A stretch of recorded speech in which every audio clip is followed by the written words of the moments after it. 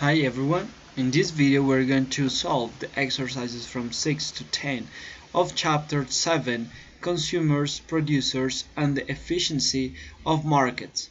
This is a book of Gregory Mankiw, Principles of Economics. So the sixth question says, the cost of producing stereo systems has fallen over the past several decades. Let's consider some implication of this fact. Use a supply and demand diagram to show the effect of falling production costs on the price and quantity of stereo sold. So here we have the price and the quantities of equilibrium in this case.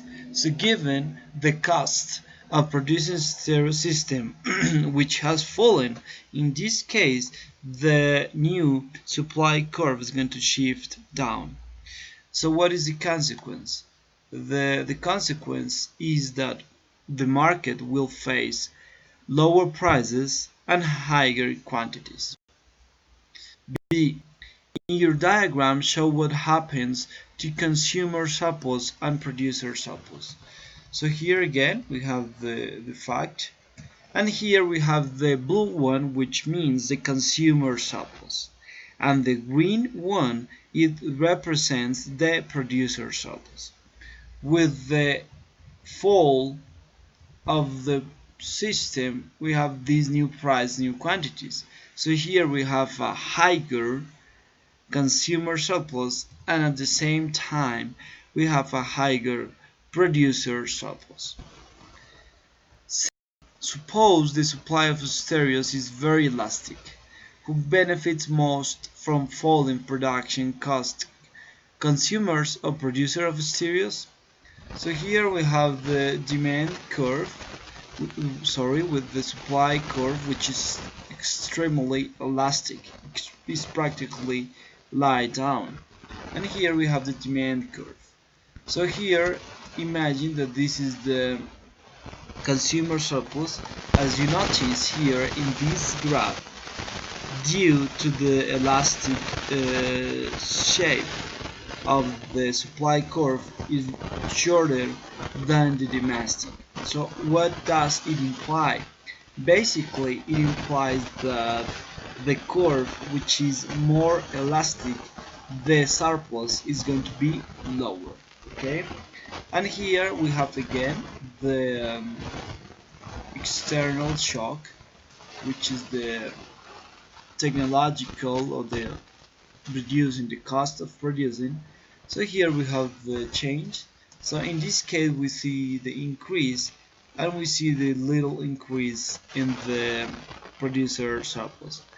So who benefits more? Consumer, because of the shape which is so elastic from the producers. 7.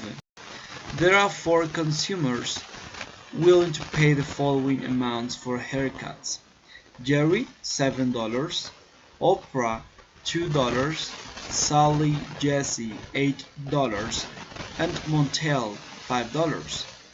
There are 4 hair cutting businesses with the following costs: Firm A $3, B $6, C $4, and D $2.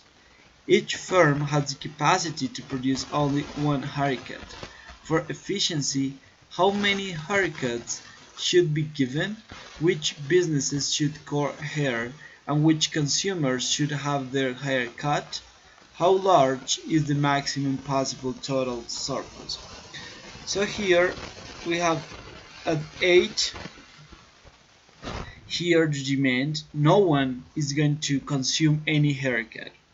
When the price is exactly equal to 8, Sally Jessy will demand one haircut. When the price is 7, it's going to be demanded by Jerry and Sally Jessy. When the price is equal to 5, it's going to be demanded by Jerry, Sally Jessy, and Montel. And when the price finally is equal to 2, it's going to be demanded by Oprah. So here I want the price lower than 2, so it's going to be 4. Okay, now in the supply side we have when the price is exactly here. Okay, here when the price is exactly equal to 2, this is going to be just the firm D. When the price is equal to 3, it's going to be firm D and A. When the price is equal to 4, it's going to be produced by firm C and by the verb C, G, and A. And when the price exactly is equal to 6, it's going to be produced by firm B. Okay, so here we have. So how many haircuts should be given? So it's going to be this one. Basically, it's going to be the 3, and the price is going to be between 4 and 5. So we will say 4.5. So in this case, the question is, for efficiency, how many haircuts should be given? They're going to be given for efficiency 3. Which businesses should cut hair? It's going to be cut by D, A, and C. And which consumers should have their hair cut? Sally, Jessy, and Jerry, and Montel. And how large is the maximum possible surplus? So it's going to be, this one is the consumer surplus of Sally Jessy. Remember, she will pay even 8 for the haircut done, but instead of paying 8, she will pay 4.5. So the difference, 8 minus 4.5, is going to be $3.5. On the other side, we have the other consumer surplus, which is the, okay, let me see. Okay, is this one. It's going to be Jessy. Okay, so Jessy is going to be 2.5 because remember, she will pay $7, but instead of paying $7, she will pay 4.5. So it's going to be 2.5 as a save between quotation marks. This is the consumer surplus. And the Montel surplus, she will pay even $5, but instead of paying $5, she will pay 4.5. It's going to be a consumer surplus of 0.5. So the consumer surplus is going to be 3.5 plus 2.5 plus 0.5. So this case is going to be 6.5. And the producer side, we have first the D firm. The D firm will produce at the price of 2, but instead of producing at the price of 2, it will sell at the price of 4.5. So it's going to be a producer surplus of 4.5 minus 2, which is 2.5. The next producer surplus is the firm A. A will sell at the price of 3, but instead of selling at the price of 3, it will receive at the price of 4.5. So it's going to be a producer surplus of 1.5. The last one is the producer of C. C can produce even a price of 4, but instead of selling at price of 4, it will sell the price of 4.5. So in this case, it's going to be 0.5 as a surplus. So the producer surplus will be 2.5 plus 1.5 and 0.5. So this is 4.5. So the total surplus is the sum of producer surplus and consumer surplus, which is 11. 8. Suppose a technological advance reduces the cost of making computers. A. Use a supply and demand diagram to show what happens to price, quantity, consumer surplus, and producer surplus in the market for computers. So here we have the computer market. Here is the initial equilibrium, which is denoted by the price 1 and quantity 1. And here is the consumer surplus, which is the blue one, and the green one is the producer surplus. So with the technological advance, we have that the supply curve is going to shift down. So what does it cause? It causes an increase in the consumer supply and an increase in the demand in the producer surplus. So computers and adding machines are substitutes. Use a supply and demand diagram to show what happens to price, quantity, consumer surplus, and producer surplus in the market for adding machines. Should adding machine producers be happy or sad about technological advance? So here we have the market of add machines. Here it was the initial condition. So given the computer the advance, we saw before that the price of the computers will decrease. As a substitute decreases, the good, the demand is going to decrease as well, because people have incentive to buy computers instead of ad machines, because the computers they cost less. So here is the initial condition. Blue denotes the consumer surplus and green the producer surplus. So here we have the machine when the price basically goes down. I mean the demand curve shift to the left or shift down. So what does it cause? It causes a decrease in prices and a decrease in quantities. So we see here that the consumer surplus will be reduced and the producer surplus as well. C. Computers and software are complements. Use a supply and demand diagram to show what happens to price, quantity, consumer surplus, and producer surplus in the market for software. Should software producers be happy or sad about technological advance in computers? So here we have the initial position of the software market. So we have the price 1 and quantity 1 for the equilibrium. Here we have the consumer surplus and green is the producer surplus. So remember, when a substitute the price goes down, the good the price goes down for the substitute for the complement, so you consume both at the same time, so you have more incentive to consume, so the demand is going to shift to the right, okay, because of the complementary effect. So here was the initial condition. So because of the computers they cost less, the complement, the demand will increase as well. So what does it bring? It brings basically an increase in the producer surplus and an increase in the consumer surplus. So does this analysis help explain why Bill Gates, a software producer, is one of the world's richest men? Yes, because there's going to be a massification of the computers. Okay? So given the massification of computers, basically, and the technological advance which is really rapid, it increases rapidly. So we have faced that the software you need to produce more, so the demand, because there are complements, so because of that the demand has shifted extremely to the right to demand in the software. So for this reason the producer surplus increase even exponentially.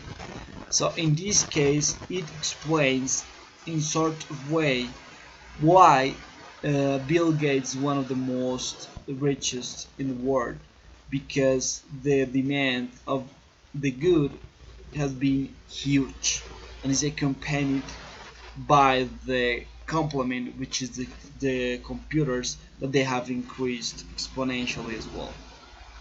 9. Consider how health insurance affects the quantity of health care services performed. Suppose that the typical medical procedure has a cost of $100, yet a person with health insurance pays only $20 out of pocket when she chooses to have an additional procedure performed. Her insurance company pays the remaining $80. The insurance company will recoup the $80 through higher premiums for everybody, but the share paid by this individual is small. Draw the demand curve and in the market for medical care in your diagram. The horizontal axis should represent the number of medical procedures. Show the quantity of procedures demanded if each procedure has a price of 100. So here we have the price of the medical procedure, sorry for the mistake, it's not software more, and the number of medical procedures in the axis. So here we have a particularity of the supply, because the supply is perfectly elastic. So because the cost of the of any in this case of health insurance is 100. Okay, so the quantity demanded if each procedure is going to be Q star. Okay, so on your diagram, show the quantity of procedures demanded if consumers pay only $20 per procedure.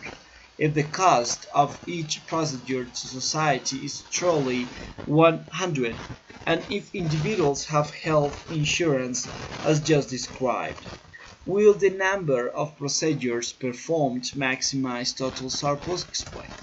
So here we have the price, so we have the supply curve, which is completely elastic. What does it mean? If there is any change of the price, there is going to be up, down, low, below the curve is going to be an infinite, there's going to be a anything produced, okay? But when it's above, the curve is going to be infinite. This is the particularity of the perfect elastic curve. So here we have the quantity and prices, which is 100, and here is the $20. So what happened? In this case, at this price, because it's lower than the equilibrium price, this is going to be an increase, okay, of the demand at this price. So in this case, we see how the number maximize total surplus now, because of this price, this is not going to be, is not like, this is not supported by the cost of the health insurance. So see, economists often blame the health insurance system for excessive use of medical care. Given your analysis, why might the use of care be viewed excessive? Well, we see here how is excessive, because the demand surpass the quantity star, which is the optimal. So given that the price is lower, the consumer, they have incentives to demand more about medical procedures. So the fall of quantities price less than the cost of the society. This is the cost of the society. So for this reason, this could be excessive. This QD higher than Q star. What policies might prevent this excessive use? So the ideal is that we have to be located in this, the 100 price and quantity equal to this price. So where the cost of society is exactly the same as the quantity demand. So this is going to be the perfect condition. So we have to call an economic efficiency of price equal to 100. So there is the necessity of some third party which has the function of limit the quantity to Q star. So in this case we can maximize the total surplus. 10. Many parts of California experienced a severe drought in the late 1980s and early 1990s. A. Use a diagram of the water market to show the effects of the drought of the equilibrium price and quantity of water. So here we have the water, we have the initial price and quantities of equilibrium. So because of the drought, what does it affect? It affects basically the supply curve. So because it's negative, this effect, so you will face, you have to shift up the supply curve. Okay, so what is the consequences? What are the consequences? We have a higher price and we have lower quantities. Many communities did not allow the price of water to change. However, what is the effect of this policy on the water market? Show on your diagram any surplus or shortage that arises. So here we have the initial condition, okay? Here is the drought effect. We have the supply curve which shift to left or shift up. So here we have this. But the communities fix the price 1, which actually was the previous price. So as you notice here, there's going to be just the quantity supplied is going to be just QS, but at this price is going to be a quantity demanded of Q1. So the demand excess the supply. This is called shortage. So this is called the shortage. Okay. So in 1991, op-ed piece in the Wall Street Journal stated that all Los Angeles residents are required to cut their water usage by 10% for March 1st and another 5% for starting May 1st, based on their 1986 consumption levels. The author criticized this policy reward families who wasted more water back in 1986. It does little to encourage consumers who could make more drastic reductions, and punishes consumers who cannot so readily reduce their water use. In what way is the Los Angeles system for allocating water inefficient? In what way does the system seem unfair? So here we have the initial condition. Okay, so the point is that we want to reduce the demand in general. So what does it bring? It brings, as you see, a reduce of the consumer surplus and a reduce in the producer surplus. Okay, so in this it is inefficient because there is a decrease in the total surplus. Okay, and you will see here how